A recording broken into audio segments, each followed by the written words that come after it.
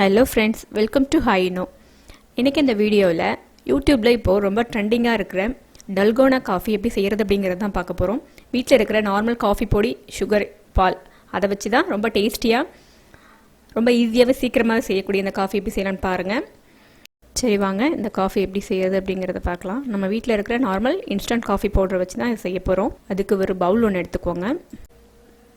அந்த பவுலில் instant coffee பொடி உங்களுக்கு எது ஈஸியாக அவைலபிளாக இருக்கும் அதை நீங்கள் யூஸ் பண்ணிக்கோங்க. அது கரெக்டாக 2 டீஸ்பூன் அளவுக்கு எடுத்திருக்கேன். அதே அளவுக்கு சுகர் 2 டீஸ்பூன் சுகர், இதோட 2 டேபிள் ஸ்பூன் அளவுக்கு hot water. Normal water use பண்ணாதீங்க, ஹாட் வாட்டர் ஊற்றிட்டு நல்லா மிக்ஸ் பண்ணி விடுங்க.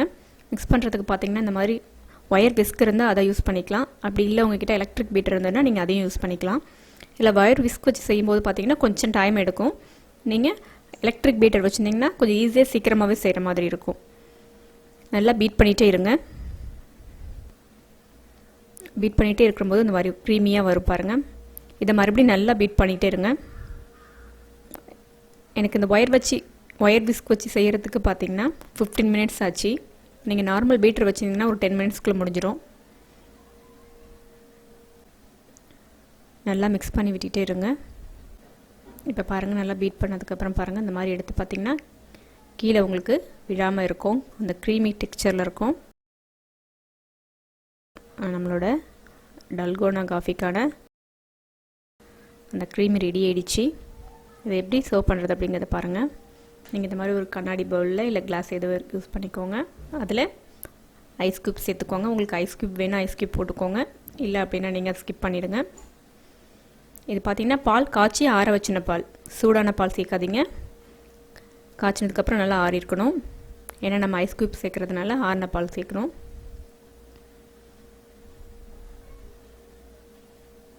உங்களுக்கு தேவை அப்படின்னா கொஞ்சமாக நீங்கள் அந்த பால்லே கொஞ்சம் எக்ஸ்ட்ராவாக சுகர் ஆட் பண்ணிக்கோங்க. பால் சேர்த்ததுக்கப்புறமா நம்ம ரெடி பண்ணி வச்சுருக்கிறேன். இதோட நம்ம பீட் பண்ணி வச்சுருக்க அந்த க்ரீமியை இதில் சேர்த்துடலாம். அவ்வளோதாங்க, சூப்பரான டேஸ்டியான நம்மளோட டல்கோனா காஃபி ரெடி ஆகிடுச்சு. இது ஹெல்த்தியானு கேட்டிங்கன்னா எந்த அளவுக்கு ஹெல்த்திங்கிறது எனக்கு தெரியாது. இப்போ ட்ரெண்டிங்கில் இருக்கிறதுனால நான் ட்ரை பண்ண ரொம்ப நல்லாவே வந்துச்சு. அதை தான் நான் உங்களோட ஷேர் பண்ணிக்கிறேன். நீங்களும் அதை ட்ரை பண்ணி பாருங்கள். எப்படி இருந்தால் உங்களோட கமெண்ட்ஸை சொல்லுங்கள். இந்த வீடியோ பிடிச்சிருந்தனா லைக் பண்ணுங்கள், ஷேர் பண்ணுங்கள். இது வரைக்கும் நம்ம சேனலை சப்ஸ்கிரைப் பண்ணாதவங்க மறக்காமல் சப்ஸ்கிரைப் பண்ணிக்கோங்க. பக்கத்தில் இருக்கிற பெல் பட்டனையும் ப்ரெஸ் பண்ணிக்கோங்க. Thank you.